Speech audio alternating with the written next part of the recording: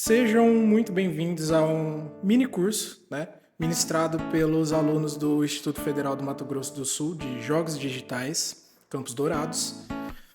A gente vai falar um pouquinho ao longo dos próximos meses sobre algumas etapas da criação de jogos. A ideia é trazer um acesso, às pessoas de fora do campus sobre o nosso trabalho, sobre o que nós fazemos no curso e conscientizar as pessoas sobre a nossa formação, além de também introduzir a futuros designers de jogos, a futuros criadores de jogos, alguns conceitos básicos que eles vão utilizar aí durante o período em que eles vão estudar aqui com a gente.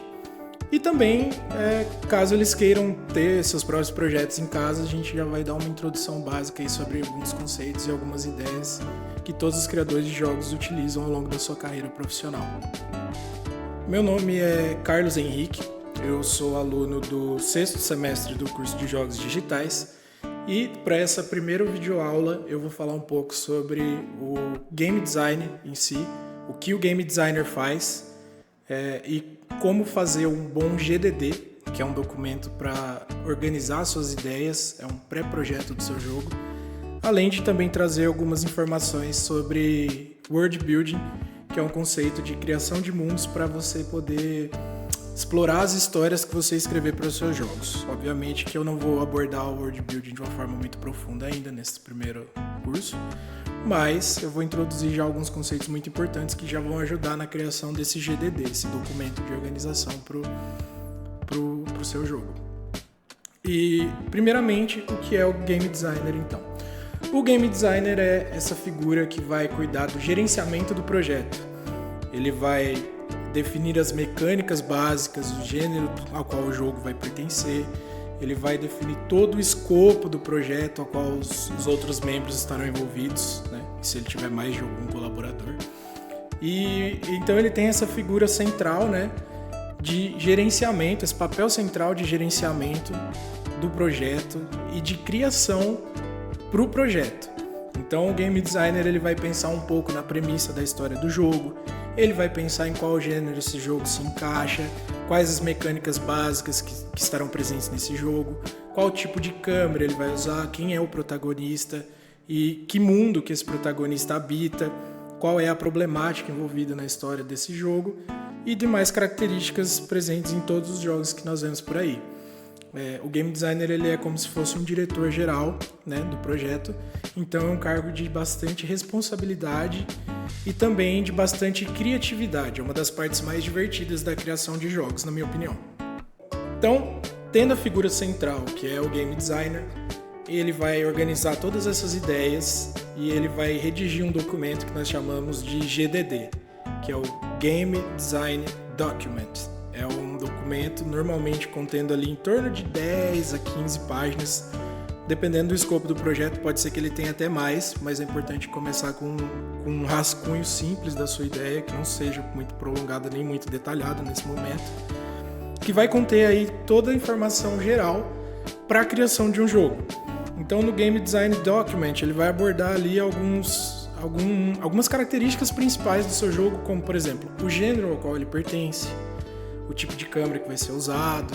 Todas as características que eu falei anteriormente vão fazer parte desse documento que vai servir de guia para todos aqueles que vão trabalhar nesse projeto. Os funcionários vão ter acesso, os outros colaboradores e funcionários vão ter acesso a esse documento e eles vão se basear ali como se fosse um esqueleto do seu projeto.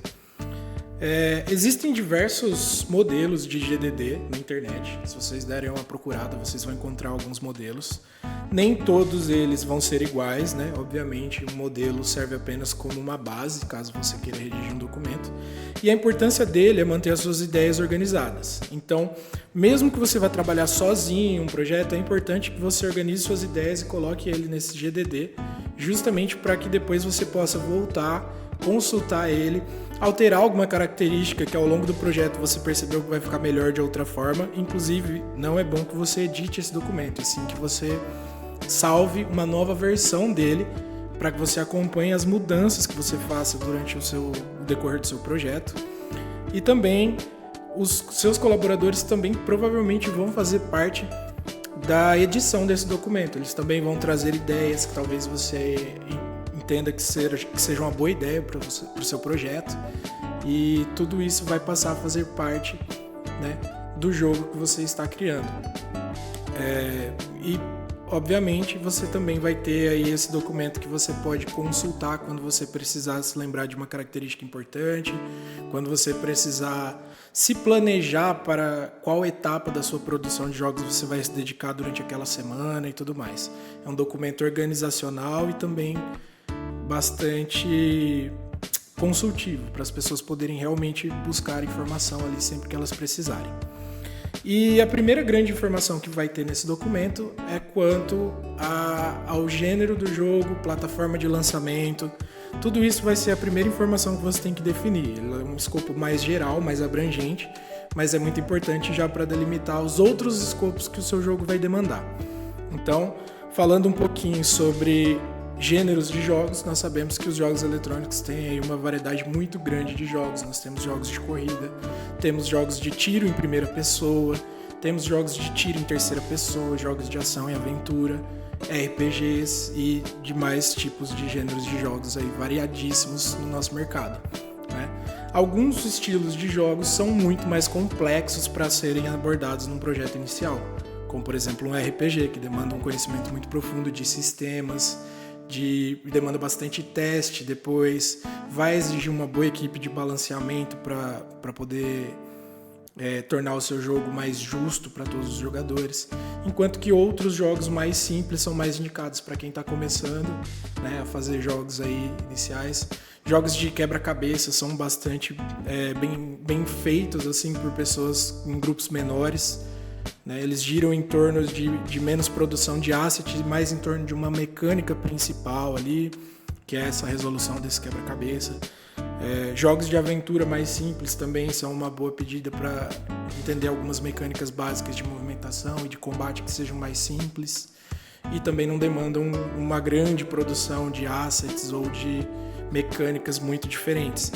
E isso talvez seja a maior dificuldade que um designer de jogos iniciante enfrenta, que é lidar com a grande quantidade de coisas que você tem que produzir mesmo em um curto período de tempo para abranger todos os aspectos do seu jogo, porque quando você pensa em produção de jogos, você está lidando ali com várias áreas de produção diferentes. Você lida com programação, você lida com desenho ou pixel art, se você for fazer um jogo 2D, você lida com modelagem, se você for fazer um jogo 3D, animação desses personagens, partículas, efeitos especiais, dublagem, tudo isso, né, tem que ser feito por alguém, tem que ser executado por alguma equipe, e se você tiver numa equipe muito pequena, quanto mais coisas, mais recursos você tiver no seu jogo, mais trabalho a sua equipe vai ter e, portanto, se torna um projeto cada vez mais inalcançável. A ideia é tentar começar com o básico, fazer jogos pequenos, bem simples, para ir pegando experiência e poder fazer jogos melhores de forma mais rápida e de forma mais eficiente no futuro. Bom, depois de definir um gênero para o seu jogo, as plataformas ao qual ele vai ser lançado, é importante você começar a definir um escopo, primeiramente, né?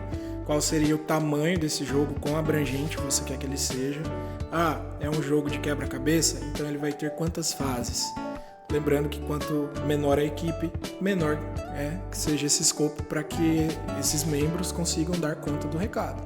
Então, se você estiver fazendo um jogo sozinho, não tente fazer um jogo com milhares de fases, com milhares de levels ou com muito conteúdo, porque a chance de você não terminar esse projeto é muito grande. E é importante você terminar qualquer projeto que você comece. Então, né, reúna-se com a sua equipe, se você tiver mais de um membro envolvido, delimite as funções de cada um e aí sim, em conjunto, delimitem o escopo, né, do jogo que vocês pretendem fazer. É muito importante que esse jogo seja acessível, né, a confecção desse jogo seja acessível a todos os membros do grupo, que eles consigam fazer parte, que eles consigam entregar o seu melhor trabalho ali, pelo menos até aquele momento, para que o jogo fique o mais harmônico possível entre todas as áreas de desenvolvimento dele.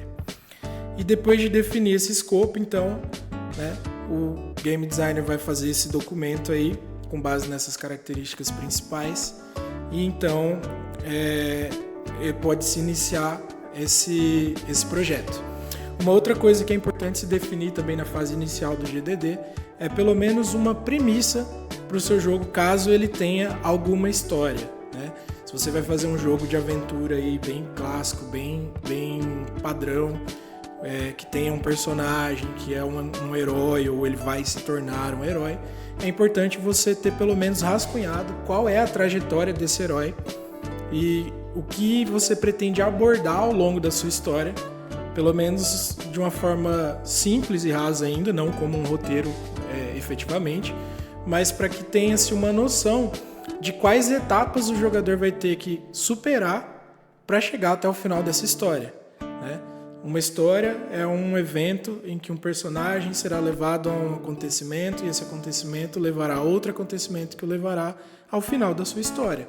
Então é importante vocês terem em mente esse rascunho para saber quais etapas dessa jornada esse herói vai cumprir, caso seja um jogo de história, né? Jogos de corrida normalmente não precisam ter uma história, alguns trazem, mas não é tão comum. Jogos de esportes também normalmente não trazem, mas fica a caráter do criador, dependendo do gênero que ele quiser trazer.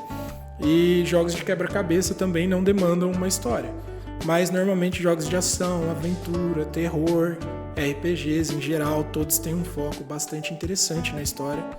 E esse momento é o momento de rascunhar para você ter um vislumbre, pelo menos, daquilo que você quer mostrar para o seu jogador e qual experiência você quer trazer para ele.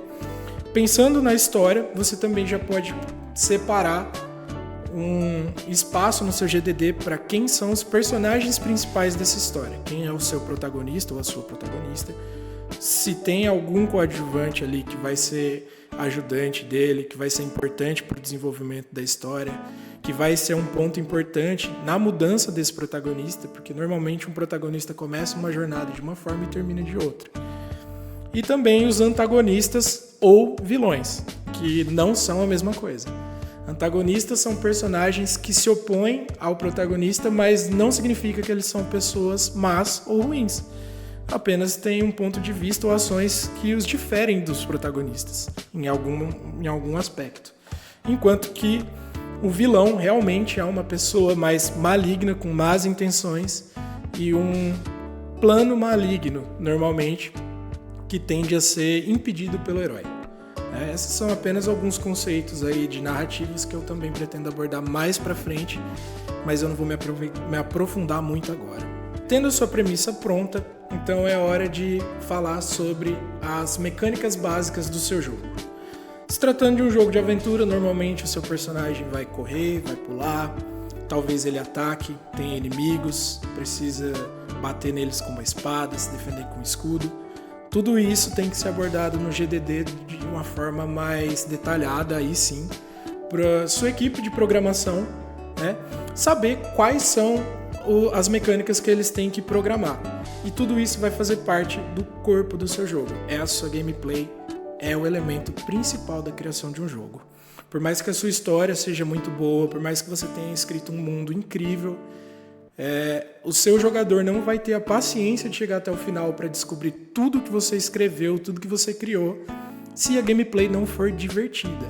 A gameplay ela tem esse propósito de entreter o seu jogador enquanto ele está ali, e quanto mais bem trabalhada for essa gameplay, melhor vai ser a experiência para o seu jogador. Obviamente que ter um mundo bem escrito e ter uma história bem concisa e bem interessante ajuda muito nessa diversão, mas como estamos falando da criação de um jogo, o importante aqui é justamente o elemento de gameplay. E então assim, pegue o seu gênero, o jogo que você criou, faça análises, estude outros exemplos de jogos similares que você já jogou, que você conhece, para que você tenha na sua mente um bom banco de dados sobre boas formas de trabalhar a sua gameplay. E aí você pode descrever totalmente essa gameplay bem detalhadamente no seu GDD, inclusive anotando ali já os comandos que vão ser usados para essa gameplay ser executada. Então, se o seu personagem vai pular usando a barra de espaço do teclado num jogo de computador, já anota ali. Ele vai usar o clique do mouse para atacar, já anota ali também. É um jogo de tiro, eu quero que ele agache, eu quero que ele rasteje, se esconda, tenha cobertura. Tudo isso tem que ser programado, tudo isso tem que ser pensado em detalhes, cada ação dessa. E isso tudo demanda uma grande atenção do game designer na hora de preparar essa experiência para o jogador, né? A gente sabe que quanto mais detalhes de movimentação, por exemplo, a gente coloca em um jogo, mais realista ele fica. Levando em consideração um jogo de tiro em primeira pessoa, por exemplo, você pode se agachar ou se esconder atrás de barreiras, né, pegar cobertura. Tudo isso vai tornar a gameplay muito mais realista para o seu jogador, vai tornar uma experiência muito melhor para ele, mas ao mesmo tempo vai ser algo muito mais complicado da sua equipe de programação programar para o seu jogo e fazer com que funcione da forma perfeita.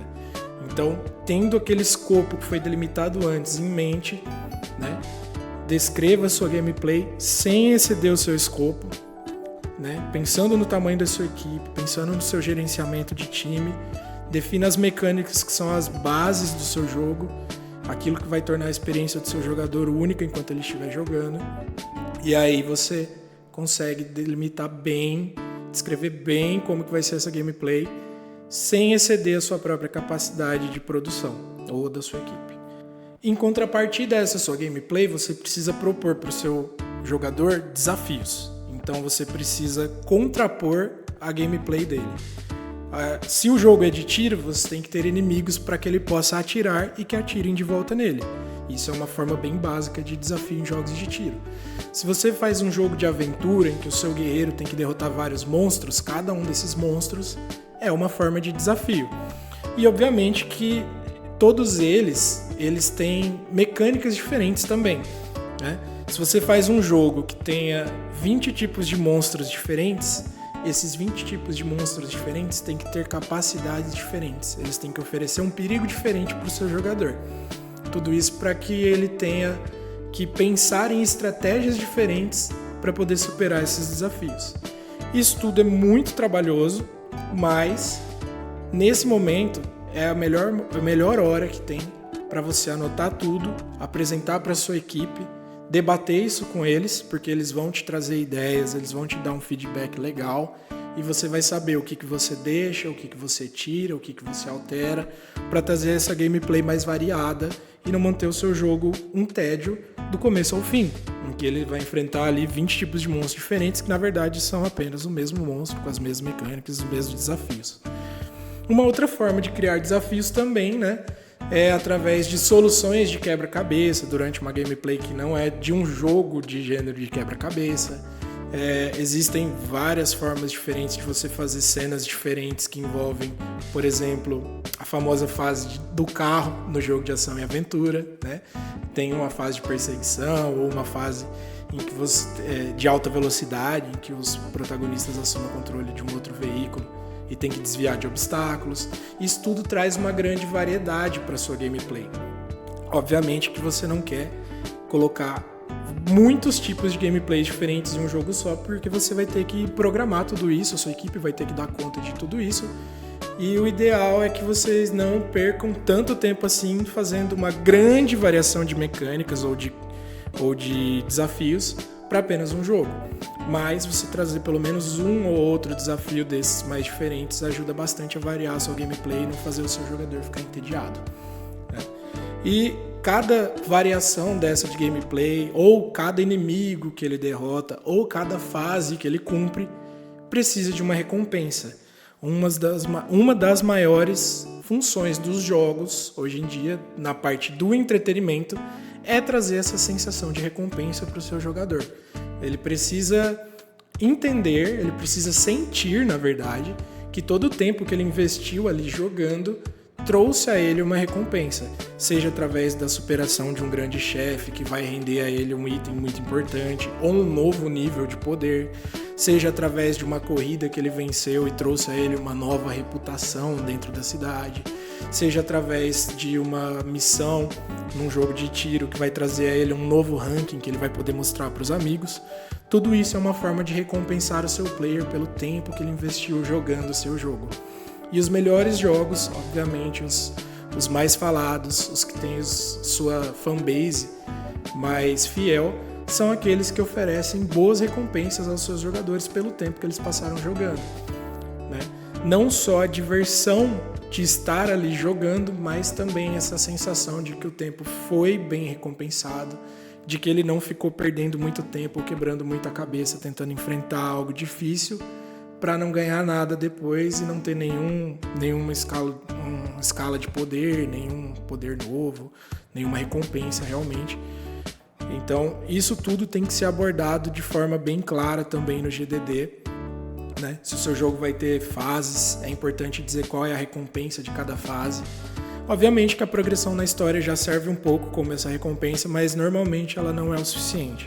É importante você entregar algo mais para o seu jogador, para ele entender que aquilo ali que ele fez foi importante e que o tempo que ele passou ali não foi totalmente perdido apenas jogando um joguinho, né? E é muito importante também lembrar que muitos jogos trazem também uma boa moral, uma grande lição no final da sua história, e que normalmente essa mensagem também funciona como uma boa recompensa para o fim do jogo do seu jogador. Porque quando ele chega ao final do jogo, ele não tem mais uma grande recompensa dentro do jogo, né? A partir daquele momento ele já zerou, provavelmente, se ele já pegou todas as conquistas, né? Provavelmente ele já não vai mais voltar a jogar, a não ser que ele sinta saudade daqui a muitos anos. Então é importante que ele carregue essa mensagem com ele, que ele sinta que ele se tornou uma pessoa melhor ao fim dessa jornada, assim como o herói também se tornou ao fim da jornada dele. Um outro elemento muito importante para descrever no seu GDD e que os seus programadores vão precisar dessa informação é como a câmera do seu jogo funciona.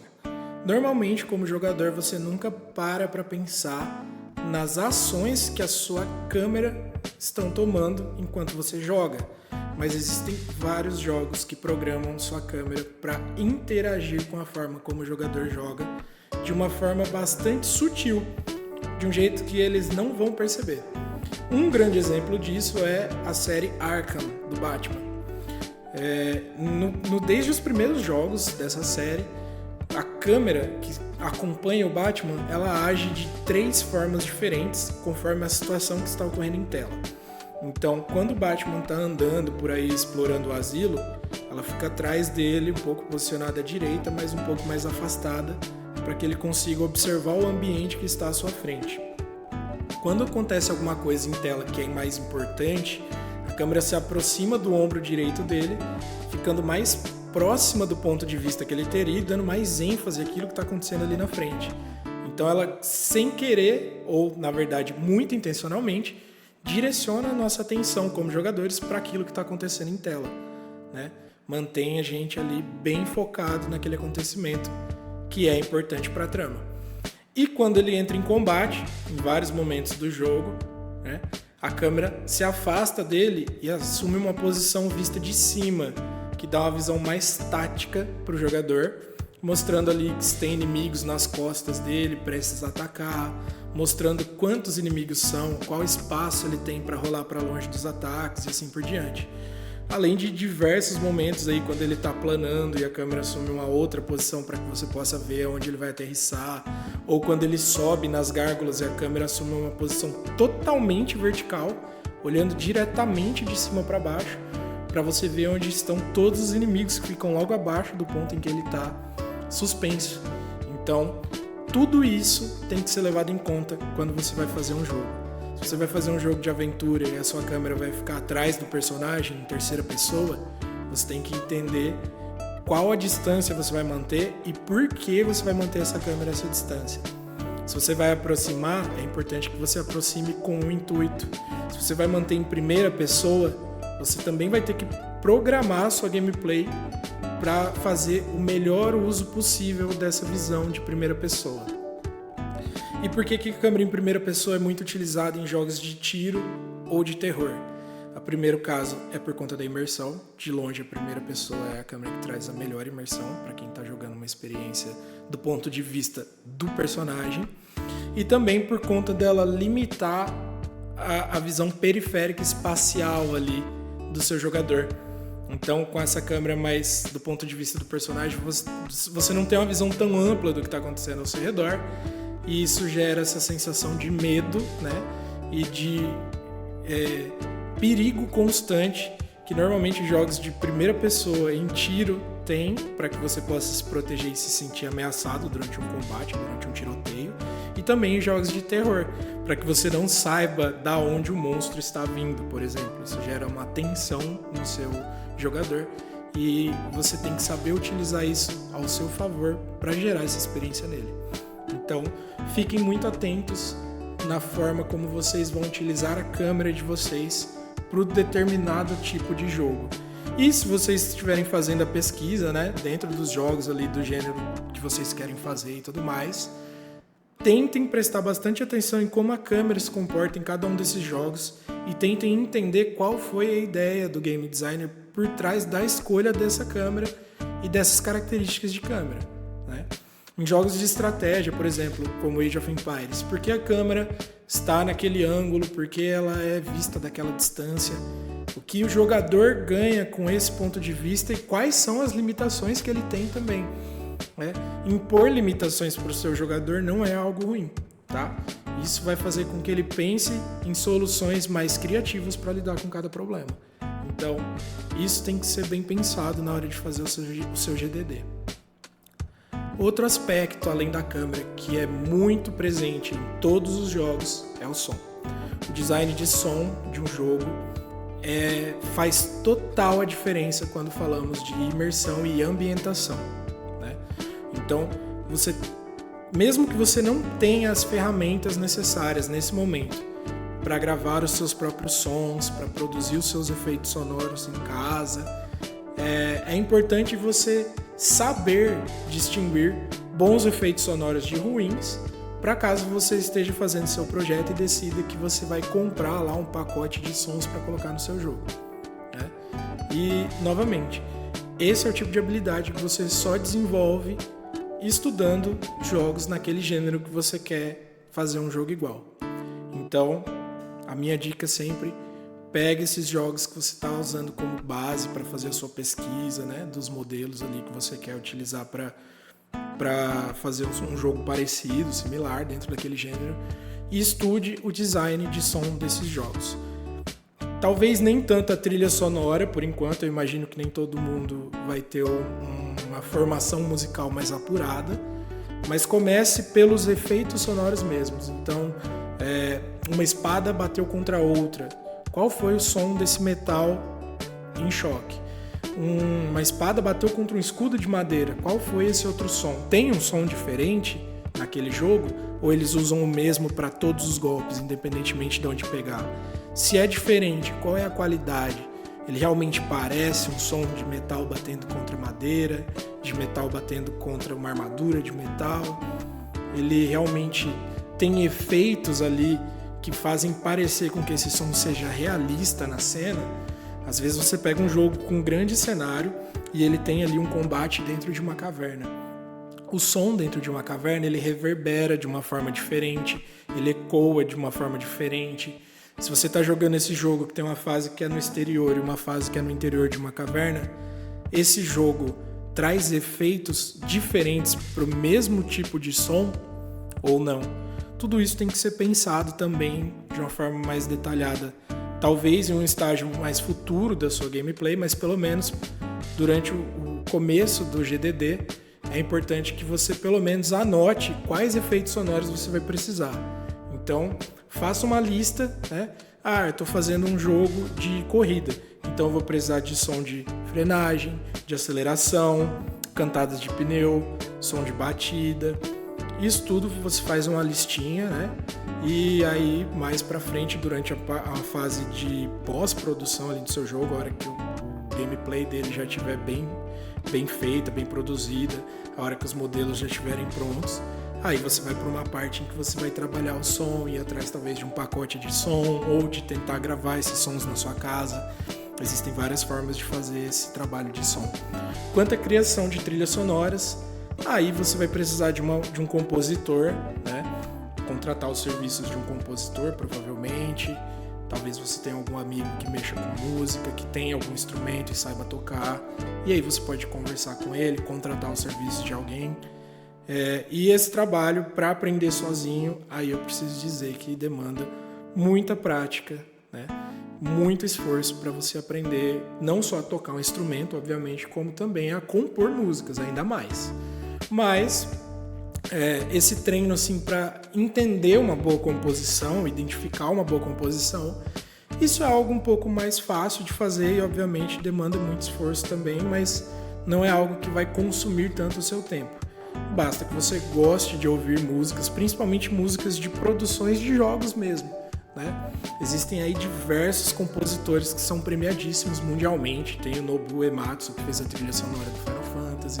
Tem também o Koji Kondo, autor aí de diversas trilhas sonoras da série Zelda. Ele também é bastante premiado e tem trilhas incríveis. Mas você não precisa ficar restrito a essas trilhas sonoras vindas de jogos. Tem várias com muito boas, excelentes trilhas sonoras memoráveis, mas você também encontra excelentes trilhas sonoras nos filmes, que é uma outra forma de mídia que caminha lado a lado com os jogos por conta dessa experiência cinematográfica que vários jogos tendem a trazer atualmente. E é importante também fazer essa pesquisa um pouco para filmes quando se trata de escrever um roteiro ou de pegar uma trilha sonora que seja condizente com o momento e que traga as emoções que você quer passar. Por conta dessa experiência ser bem próxima, é uma ótima forma de estudar também para fazer jogos. E eu vou detalhar um pouco mais disso numa aula futura sobre roteiro, né? Eu vou falar um pouco mais sobre a proximidade entre os filmes e os jogos, então ela não vem tanto ao caso agora. Mas fica aí essa dica importantíssima. Escute trilhas sonoras de filmes e de jogos para que você pelo menos saiba identificar quando é um bom momento para colocar alguma trilha sonora no seu jogo. E saiba identificar uma boa trilha sonora também, quando ela for composta, né, para fazer parte do seu jogo. Bom, e por falar em cinema e roteiro, eu vou falar um pouquinho também sobre a roteirização para jogos, mas também não vou me aprofundar muito agora, né? Mas em algum determinado momento, não é nesse GDD inicial, talvez você provavelmente vai fazer isso em um documento separado depois, que é só o roteiro do seu jogo. Aí sim você vai escrever realmente a história com tudo que vai acontecer nela, cada ação que cada personagem vai ter, cada fala entre eles, se houver diálogo no seu jogo, cada consequência dos atos, né? Aí você vai desenvolver exatamente esse roteiro certinho, bem escrito, bem elaborado, para contemplar toda a história do seu jogo e também servir como um guia para as cutscenes que vai ter no seu jogo, se for um jogo que tenha cutscenes. Nem todo jogo tem, né? No GDD você vai colocar uma areazinha ali para descrever as cutscenes, caso tenha. Normalmente alguns jogos têm pelo menos uma cutscene introdutória, mesmo os jogos mais simples, e alguns outros têm bastante cutscene ao longo da sua gameplay. Alguns jogos são bem cinematográficos, por assim dizer, no sentido de demonstrar bem essa história. Então, por exemplo, um sucesso bem recente é A Plague Tale, né? Saiu aí há uns 2 anos atrás, e é um jogo que tem um período de gameplay, aí uma cutscene, né, para desenvolver ali a história daqueles personagens, aí mais um momentinho de gameplay, depois mais uma cutscene. Ele intercala bem esses momentos para poder desenvolver bastante a história nos momentos em que não está tendo gameplay, que é a parte em que o jogador vai assumir ali o controle e aí ele precisa resolver os problemas que o jogo propõe para ele. E nesse momento também é importante você fazer esse balanço para saber se o seu jogo não tem tanta cutscene assim a ponto de não sobrar tempo para gameplay, né? É muito importante que o seu jogo tenha sim um bom tempo de desenvolvimento para gameplay, porque o seu jogador ele tá ali para resolver esses problemas, ele quer jogar. Se você colocar cutscenes demais, acaba virando um filme interativo e definitivamente essa não é a experiência que você quer passar para ele. Então você tem em mente os momentos em que você vai colocar essa história, é muito importante para não estragar a experiência que você quer que ele tenha. E para finalizar, eu disse que eu ia abordar um pouquinho sobre o world building nesse vídeo. Eu não vou me aprofundar muito também, eu vou explicar a definição e para que serve. Basicamente, o world building ele é um termo que a gente usa que pode ser traduzido como construção de mundos, e é justamente sobre você descrever o cenário aonde vai se passar a sua história. Quando eu digo cenário, eu estou dizendo o mundo fictício e normalmente a sua história e geografia. Quando eu falo dessa forma, parece que você tem que criar muita coisa, e às vezes você tem. Mas na verdade esse world building ele vai servir como um pano de fundo para a sua história. E ele é nada mais nada menos que uma ferramenta para enriquecer essa história. Então você tem que ter em mente o escopo do seu projeto na hora que você for fazer essa criação de mundo, para que você faça ela de uma forma a apenas enriquecer a sua história e atender os interesses que ela traz. Então se você está fazendo uma história sobre um artefato mágico, por exemplo, ele está ali presente na história do seu jogo.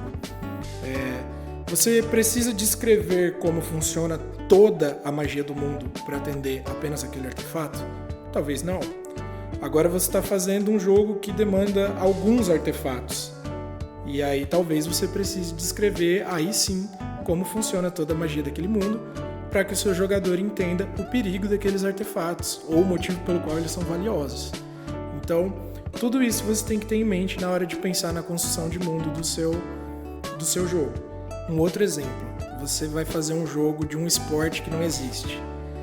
Qual é o impacto desse esporte na sociedade em que esse mundo foi escrito, né? Se você está pensando em fazer um esporte que é mundialmente famoso, aquele esporte ele gera milhões, ele gera bilhões, é uma grande indústria, é televisionado para todo mundo. Como é que os torcedores, né, participam desse esporte? Como os atletas são vistos por aquela sociedade. Tudo isso vai impactar diretamente na imersão do seu jogo. Agora, se você for fazer um jogo sobre um esporte que já existe, você não vai ter uma grande criação de mundo ali. Você vai apenas pegar o que já acontece na vida real e transportar isso para a realidade do jogo, né? Um jogo de esporte de corrida, por exemplo, de carros de NASCAR. Então, isso aí já existe, é um esporte existente. Você não precisa criar uma grande história sobre isso, você não precisa imaginar como seria, porque você já tem esse exemplo da vida real. Um jogo de caça, um jogo de pesca, jogos baseados na realidade têm pouco trabalho de criação de mundo. Talvez apenas um leve imediato para suprir a história daquele personagem que você colocou ali naquele mundo para ser o seu protagonista, se é que o seu jogo tem um protagonista.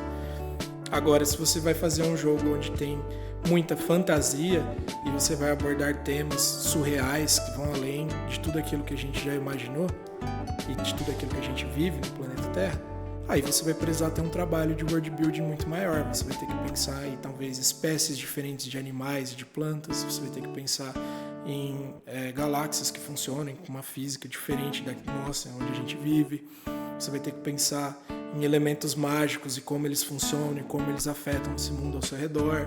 Tudo isso entra na parte de world building. E tudo isso também vai ser afetado pelo escopo do seu projeto. Se você fizer um escopo muito grande, maior do que aquilo que você dá conta, nessa parte aqui você vai ter um grande trabalho criando um monte de coisa, criando um monte de história, um monte de regras, um monte de reinos, que no fim das contas talvez nem apareçam no seu jogo depois. Ou que você nem dê conta de criar tudo, e aí quando você for colocar no seu jogo vai ficar meio que jogado de qualquer jeito. E o seu jogador vai perceber e vai achar que o seu jogo está extremamente raso, que ele não tem uma boa imersão, que ele não tem uma boa criação de mundos, né? Isso tudo pode acabar acontecendo. Para projetos maiores, quando você tem uma equipe maior de produção, você tem um escopo maior e você tem uma pessoa que vai ser totalmente dedicada a isso, aí sim ele vai ter o tempo para poder destrinchar todos esses elementos, todas as culturas, todas as raças, todos os personagens históricos, todas as regras desse mundo de uma forma mais minuciosa. E aí o trabalho do game designer entra um pouco na parte mais de, não tanto da criação, né? Mas às vezes pode acontecer, talvez o game designer seja o world builder, aí ele vai ter que fazer as duas coisas. Mas aí, quando tiver uma pessoa separada só para criação, o game designer vai entrar mais no sentido de como inserir essas informações no seu jogo, de uma forma que ele não fique sobrecarregado de informações, que ele não fique complexo ou difícil de entender para o seu jogador, e que esses elementos sirvam para apoiar a narrativa daquele jogo, né? Para deixá-la bem consistente, para que o seu jogador tenha um claro entendimento do que está acontecendo ali, quais são as consequências, para que tudo aquilo ali faça sentido, não fique um roteiro furado, vazio ou raso demais. Para finalizar, então, né, eu falei aí um pouco sobre criação de mundos, falei um pouquinho sobre roteiro, falei um pouquinho sobre os principais elementos que vão constar num GDD e qual é a função do Game Designer. E uma recomendação que eu tenho para vocês que querem se aprofundar um pouco mais é esse livro aqui, tá? É o Level Up, do Scott Rogers. Ele é um livro bastante acessível, ele é uma linguagem bem fácil de ser entendida. Esse é um dos livros que eu li para estudar, para me preparar para esse curso e para poder entender melhor o que é trabalhar como game designer. Essa é uma das áreas que eu mais amo dentro dessa profissão. Tem várias áreas diferentes. Vocês vão ver que ao longo dos próximos tutoriais que nós vamos fazer, vão ter amigos meus que são artistas, que vão mostrar modelagem, vão mostrar pixel art, programação. Eles mexem com coisas um pouquinho diferentes das minhas, apesar de que eu também tenho que mexer nessas coisas, é inevitável. Mas essa aqui é uma grande recomendação que eu tenho para quem está começando a se informar e começando a querer criar seus próprios jogos e não sabe como, né? Eu acho que o principal passo assim, para você ser um game designer é você ter uma boa preparação para o que você vai fazer, ter uma boa organização principalmente. Então, se você não souber programar, se você não souber desenhar, pelo menos comece então criando esses documentos, esse GDD, escreve mesmo, vai lá no computador, abre lá um bloquinho de notas, um Word da vida, digita lá tudo, né? Procura um modelinho de GDD na internet, tenta fazer igual, bola ali a sua documentação, dependendo de como for, né? Se você criar aí um portfólio só de documentação, talvez você até consiga uma vaga em alguma empresa, sabe? A nossa vida, assim, como designer de jogos, gira muito em torno de você ter um bom portfólio. Então, é interessante você ter essa prática também, mesmo que seja só para você, mesmo que você não vai tocar esse projeto adiante, pelo menos tenha essa experiência de escrever e de imaginar como seria quando esse jogo estiver pronto, né? De imaginar você produzindo ele e quem sabe você faça um projeto desse que seja simples, que seja pequeno, que você olhe e fala assim, eu acho que eu dou conta de fazer esse aqui, vou começar por ele. E aí você pega, vai aprender com algum tutorial, com alguma coisa, a programar o básico, simples e a desenhar um pouquinho para pelo menos tirar o seu jogo do papel. É uma boa forma de começar para quem está curioso e quer conhecer essa área melhor. Mas por esse vídeo é só isso, tá? Eu ainda vou gravar mais um vídeo mais pra frente falando especificamente de level design e um pouco mais de world building. E os próximos vídeos também terão temas variados aí. Fiquem de olho no canal que a gente vai postar mais coisa ao longo das próximas semanas aí pra vocês, beleza? É isso, galera. Boa noite e até mais.